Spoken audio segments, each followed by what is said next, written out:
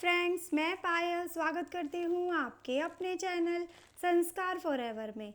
मैं आज लेकर आई हूँ आपके लिए कार्तिक महात्म का 10वां अध्याय। तो चलिए देर ना करते हुए शुरू करते हैं हम अपना आज का कार्तिक महात्म का 10वां अध्याय।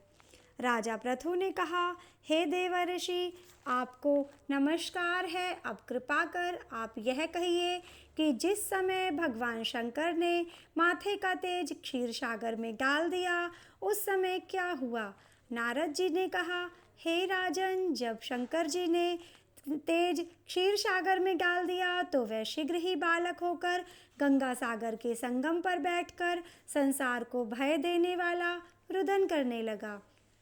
उसके रुदन से समस्त संसार व्याकुल हो उठा। लोकपालों के मन में भी व्याकुलता हुई। अधिक कहने से क्या है, चराचर चलायमान हो गए। शंकर सुवन के रुदन से ब्रह्मांड व्याकुल हो गए। समस्त देवता और ऋषि मुनि व्याकुल होकर लोक पितामह ब्रह्मा जी की शरण में गए और सबने मिलकर ब्रह्मा जी को प्रणाम किया और स्तुति की। फिर कहा, हे पितामह, यह बड़ा भयंकर समय आया है, इसका नाश कीजिए। देवताओं की यह बात सुनकर ब्रह्मा जी सत्यलोक से उस बालक को देखने के लिए समुद्र तट पर आए। समुद्र से ब्रह्मा जी को आता देखकर उन्हें प्रणाम किया और बालक को उठाकर उनकी गोद में दे दिया। तब विस्मित होकर ब्रह्मा जी ने पूछा, हे सागर, तुम शीघ्र बताओ यह किसका बालक है। तब समुद्र ने कहा, हे प्रभु, यह तो मैं भी नहीं जानता, किंतु मुझे इतना अवश्य ज्ञात है कि यह गंगा सागर के संगम पर प्रकट हुआ है। अतः आप इस बालक का जाति कर्म आदि संस्कार कीजिए, इसका जातक फल बताइए। नारद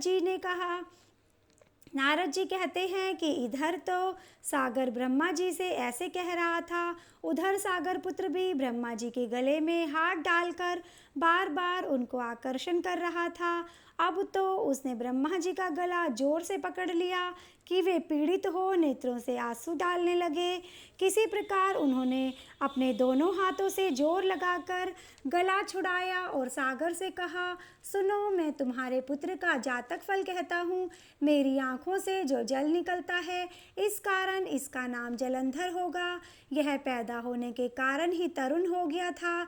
इससे यह सब शास्त्रों का पारंगत, महापराक्रमी, महावीर, जवान, रण दुर्गम तथा सभी दैत्यों का पारंगत और भगवान विष्णु को जीतने वाला होगा। यह कहीं भी नहीं हारेगा।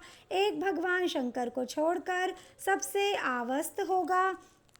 जहाँ से यह उत्पन्न हुआ है फिर वहीं जाएगा।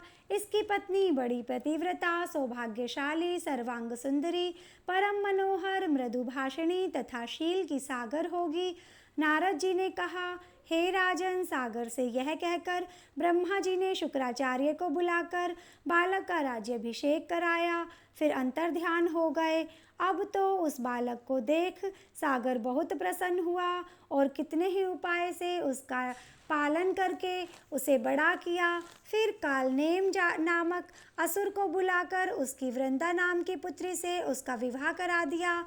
अब शुक्राचार्य के प्रभाव से वह दैत्यों पर राज करने लगा।